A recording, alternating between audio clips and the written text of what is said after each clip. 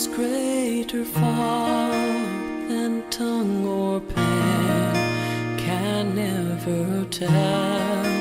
It goes beyond the highest star and reaches to the lowest hell.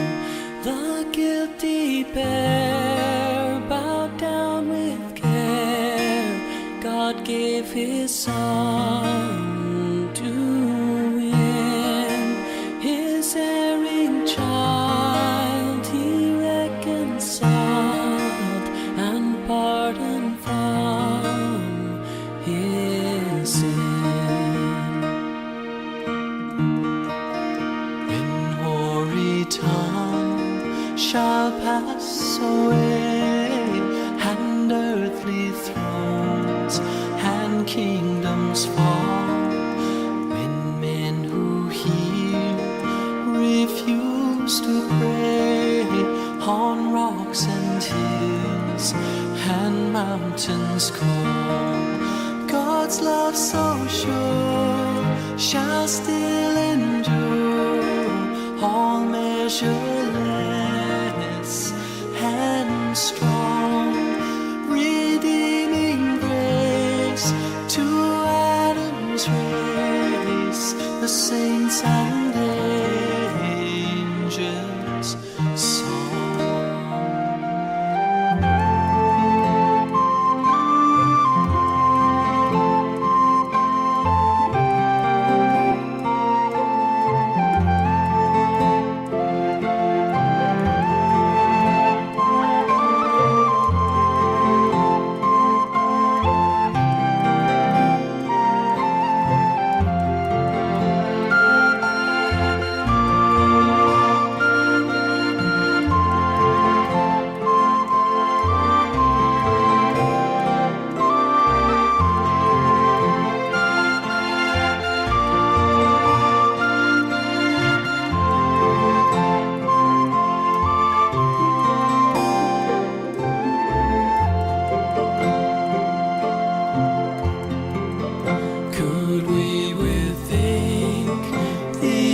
Ocean fill, and were the skies of parchment made, were every stalk on earth a quail, and every man a scribe by trade, to write the life of God above, would drain the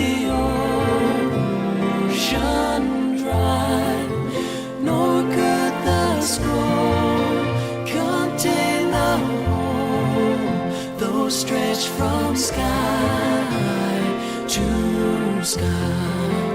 Oh, love of God, how rich and pure, how measureless and strong, it shall forevermore endure, the saints and angels' song.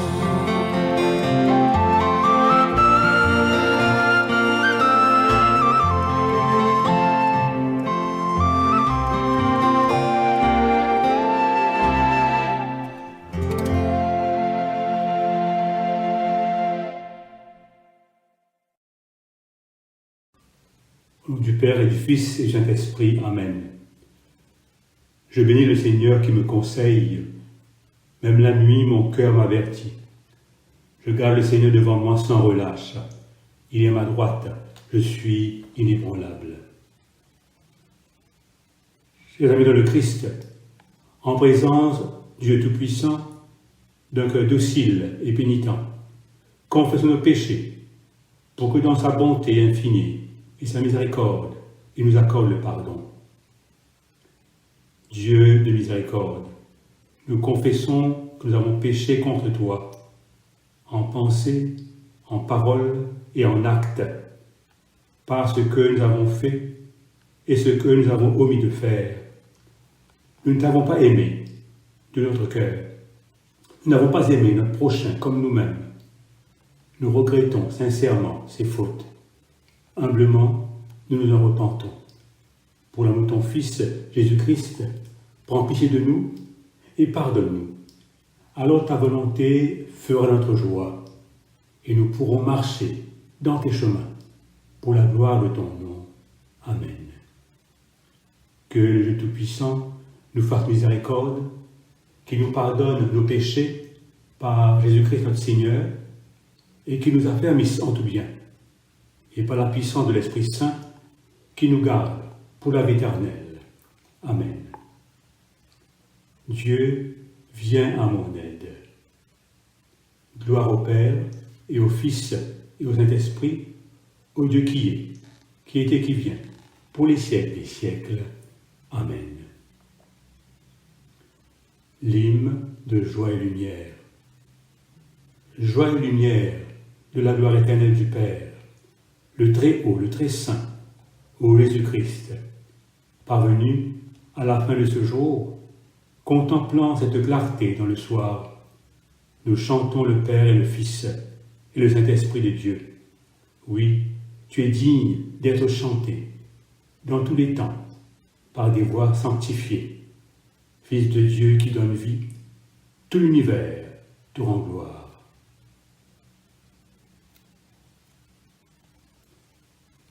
Mettons-nous maintenant à l'écoute de la parole de Dieu.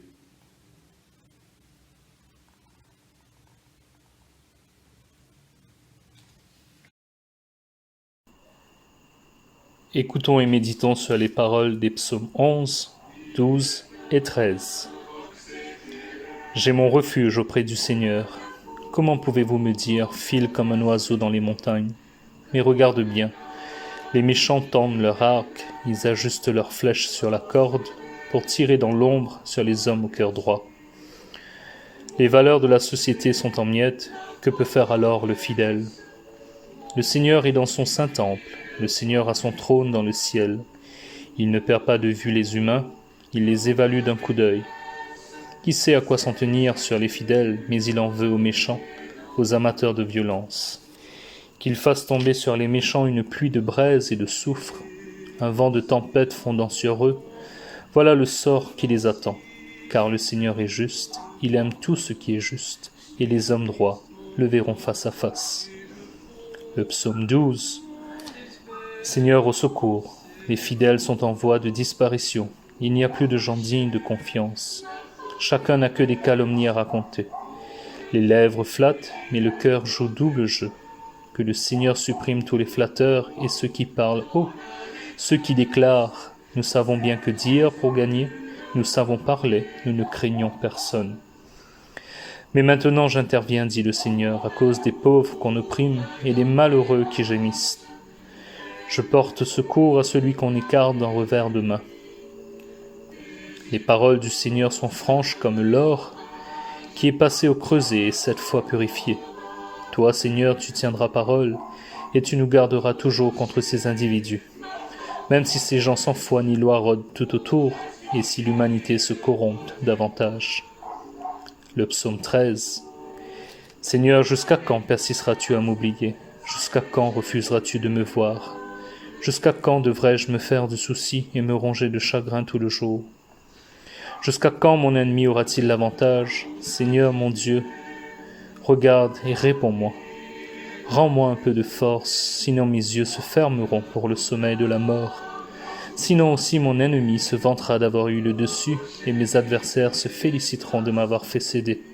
Moi, j'ai compté sur ta bonté. Je veux me féliciter de ton secours. Seigneur, je veux chanter en ton honneur pour tout ce que tu as fait en ma faveur. Gloire au Père, au Fils et au Saint-Esprit, comme il était au commencement, comme il est maintenant, et comme il sera éternellement. Amen. La Genèse, chapitre 19. Les 2 anges arrivèrent à Sodome sur le soir, et Lot était assis à la porte de Sodome. Quand Lot les vit, il se leva pour aller au-devant d'eux, et se prosterna la face contre terre. Puis il dit, « Voici, mes seigneurs, entrez, je vous prie, dans la maison de votre serviteur, et passez-y la nuit.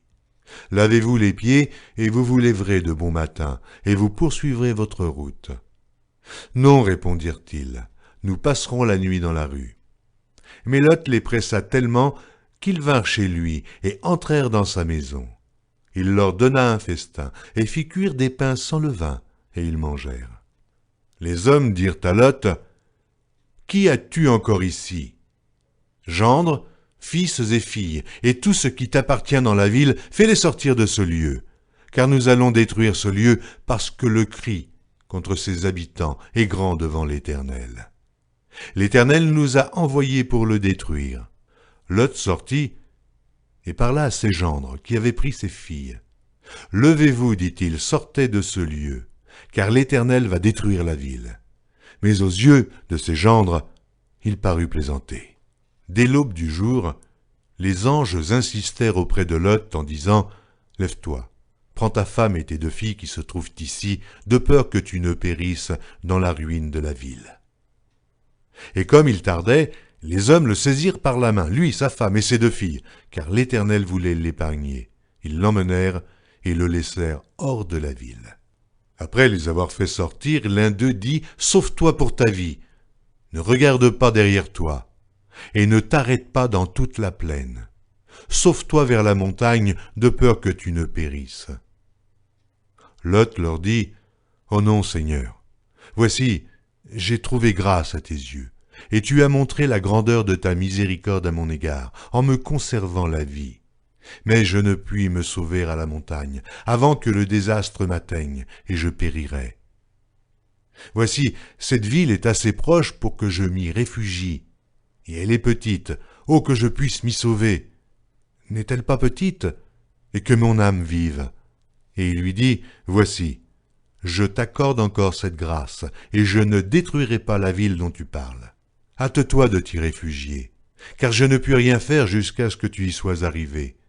C'est pour cela que l'on a donné à cette ville le nom de Tsoar. » Le soleil se levait sur la terre lorsque Lot entra dans Tsoar.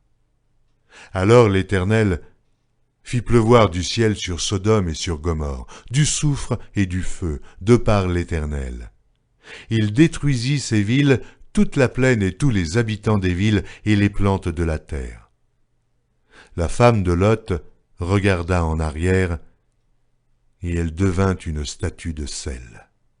Abraham se leva de bon matin pour aller au lieu où il s'était tenu en présence de l'Éternel.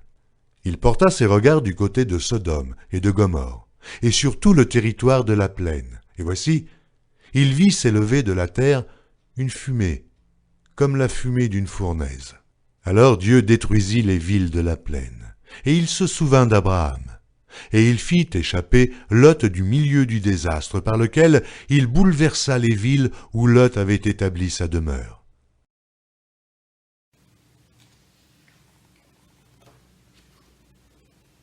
La seconde lecture, ce soir, nous vient de l'Évangile selon saint Matthieu, le chapitre 27, les versets 45 à 56. Depuis la 6e heure jusqu'à la 9e, il y eut des ténèbres sur toute la terre. Et vers la 9e heure, Jésus s'écria d'une voix forte, « Élie, Élie, lama sabachthani » c'est-à-dire, « Mon Dieu, pourquoi m'as-tu abandonné » Quelques-uns de ceux qui étaient là, l'ayant entendu dire, « Il appelle Élie » Et aussitôt, l'un d'eux courut prendre une éponge qui est remplie de vinaigre, et l'ayant fixé à un roseau, il lui donna à boire. Mais les autres disaient, « Laisse, voyons si Élie viendra le sauver. » Jésus poussa de nouveau un grand cri et rendit l'esprit. Et voici, le voile du temple se déchira en 2, depuis le haut jusqu'en bas. La terre trembla, les rochers se fendirent, les sépulcres s'ouvrirent, et plusieurs corps des saints qui étaient morts ressuscitèrent. Étant sortis des sépulcres, après la résurrection de Jésus, ils entrèrent dans la ville sainte et apparurent un grand nombre de personnes. Le centenier et ceux qui étaient avec lui pour garder Jésus, ayant vu le tremblement de terre et ceux qui venaient d'arriver, furent saisis d'une grande frayeur et dirent « Assurément, cet homme était fils de Dieu. » Il y avait là plusieurs femmes qui regardaient de loin, qui avaient accompagné Jésus depuis la Galilée pour le servir. Parmi elles était Marie de Magdala, Marie, mère de Jacques et de Joseph, et la mère des fils de Zébédée. Il se termine la lecture. Depuis la 6e heure jusqu'à la 9e, il y eut des ténèbres sur toute la terre. Ces quelques mots laissent croire que tout semble fini et que la mort de Jésus semble un échec. Et pourtant, les Écritures s'accomplissent. Lors de sa comparution devant les autorités, Jésus est resté silencieux, ce qui nous fait penser au chant du serviteur dans le livre du prophète Isaïe. Je cite, « Il a été maltraité et opprimé, et il n'a point ouvert la bouche, semblable à un agneau qu'on mène à la boucherie, à une brebis muette devant ceux qui la tondent, il n'a point ouvert la bouche. » Mais ici, Jésus rompt le silence et il lance un cri. C'est le cri d'un homme épuisé, broyé par la souffrance. Il se sent abandonné et trouve dans l'Écriture les mots justes pour dire à détresse, « Mon Dieu, pourquoi m'as-tu abandonné ?» Nous avons dans ces paroles le cri de chaque personne qui, confrontée à l'épreuve, se sent séparée des autres et réduite à la souffrance. Le psaume qu'il utilise nous fait voir sa souffrance mêlée de confiance. Saint Paul aura compris cela quand il nous dit « Lorsque je suis faible, c'est alors que je suis fort. » Il faut avouer que la vie avec le Christ n'a jamais été un long fleuve tranquille. Notre foi peut s'affaiblir devant la souffrance, devant la maladie, la mort et devant les épreuves de la vie. Mais Dieu nous aide à les traverser. Le psaume 16 nous dit en effet « Tu me feras connaître le sentier de la vie. Il y a d'abondantes joies devant ta face, les éternels à ta droite. » Il y a tout un symbolisme dans ce que nous décrit Matthieu dans notre texte. Le voile du temple, dont il est question ici, est un rappel que le péché sépare l'humanité de la présence de Dieu. Le voile qui se déchire en deux, depuis le haut jusqu'en bas, nous dit que désormais, Dieu ne demeurera plus dans un temple fait de mains d'hommes. Dès lors, un nouveau chemin nous est ouvert, où l'homme pourra entrer en pleine liberté.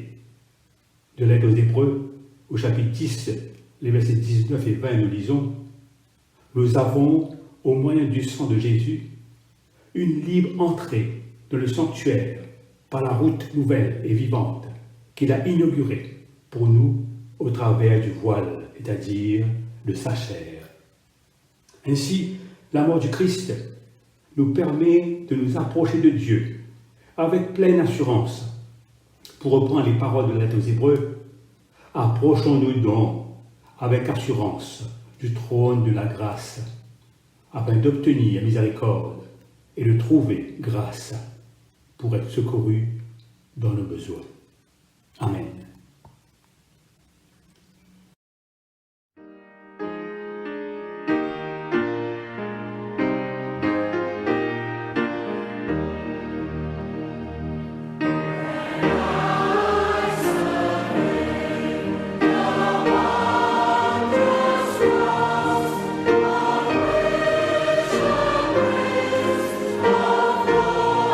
Glory dies,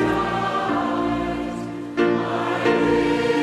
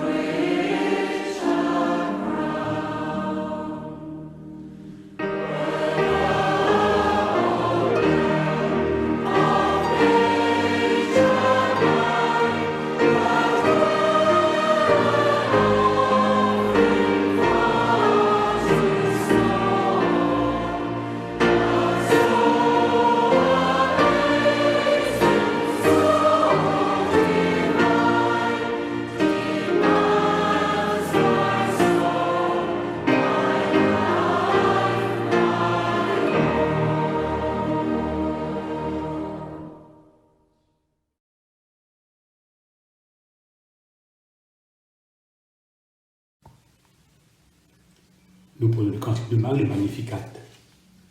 Mon âme exalte le Seigneur, exulte mon esprit en Dieu mon Sauveur. Il s'est penché sur son âme servante. Désormais tous les âges me diront bienheureuse. Le puissant fit pour moi des merveilles. Saint est son nom. Son amour s'étend d'âge en âge sur ceux qui le craignent. Déploie la force de son bras, il disperse les superbes. Il renverse les puissants de leur trône, il élève les humbles. Il compte bien les affamés, renvoie les riches les mains vides. Il relève Israël son serviteur et se souvient de son amour, de la promesse faite à nos pères en faveur d'Abraham et de Sarah à jamais. Gloire au Père et au Fils et au Saint-Esprit, pour les siècles des siècles. Amen. Le cantique de Siméon, le Nunc Dimittis. Maintenant, ô Maître souverain, tu peux laisser ton serviteur s'en aller en paix selon ta parole, car mes yeux ont vu le salut que tu préparais à la face des peuples. Lumière qui se révèle aux nations et donne gloire à ton peuple Israël. Gloire au Père et au Fils et au Saint-Esprit, pour les siècles des siècles. Amen. Tous ensemble, nous disons le symbole des apôtres. Je crois en Dieu, le Père Tout-Puissant, Créateur du ciel et de la terre, et en Jésus-Christ, son Fils unique, notre Seigneur, qui a été conçu du Saint-Esprit, et né de la Vierge Marie, a souffert sous Ponce Pilate, a été crucifié, est mort, et a été enseveli, et descendu aux enfers. Le troisième jour est ressuscité des morts, est monté aux cieux, est assis à droite de Dieu, le Père Tout-Puissant, d'où il viendra juger les vivants et les morts. Je crois en l'Esprit Saint, à l'Église catholique, à la communion des saints, à la rémission des péchés, à la résurrection de la chair, à la vie éternelle. Amen.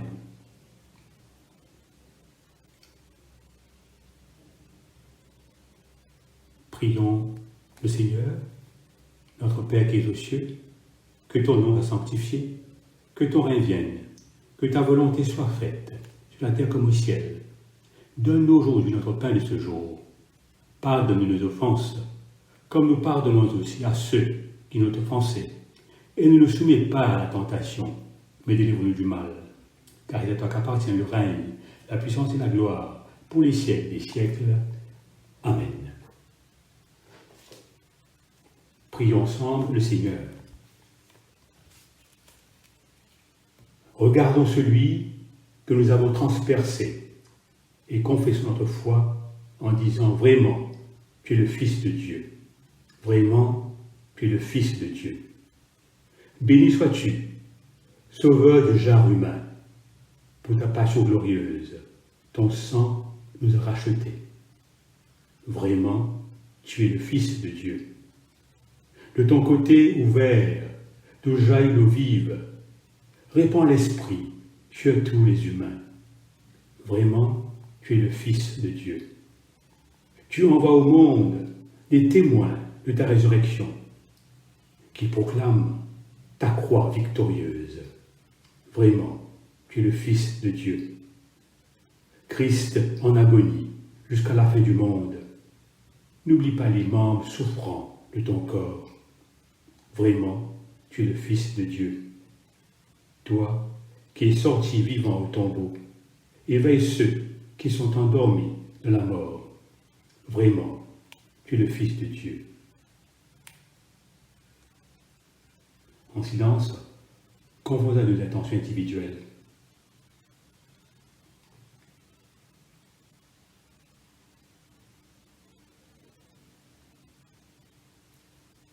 Prions encore le Seigneur, puisque ta sagesse inexprimable, Seigneur, se manifeste étonnamment dans le scandale de la croix. Accorde-nous de savoir contempler la gloire dans la passion de ton Fils, pour que nous mettions dans sa croix notre espérance et notre fierté, lui qui est maintenant et pour les siècles des siècles. Amen.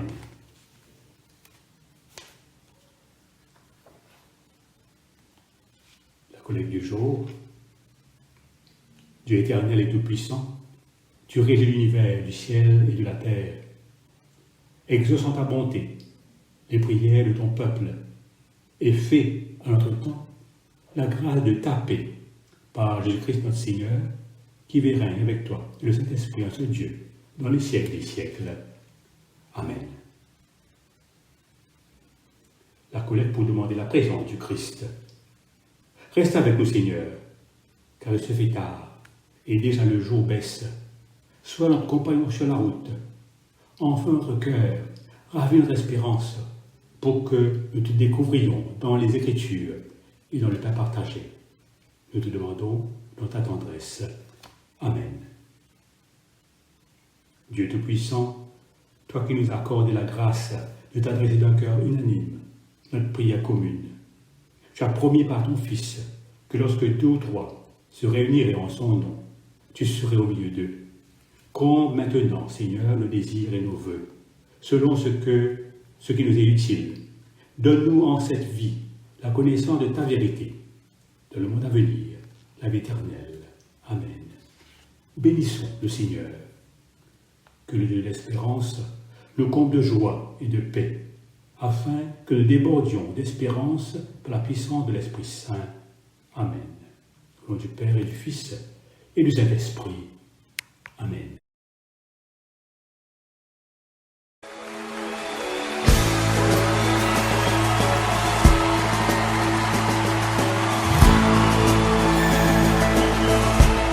L'armée de Dieu est une armée de danse et de cris de joie. Amen.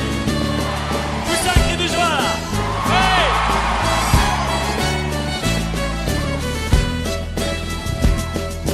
À savoir, avançons vers le